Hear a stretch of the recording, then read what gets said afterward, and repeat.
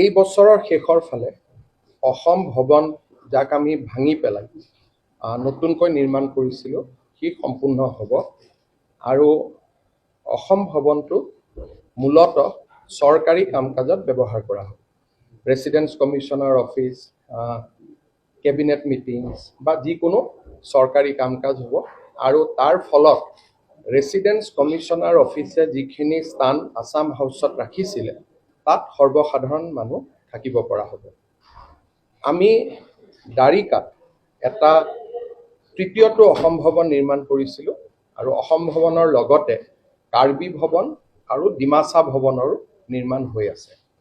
য'ত আমি এতিয়া থিয় হৈ আছোঁ তাৰ নিৰ্মাণ প্ৰায় শেষ হৈছে।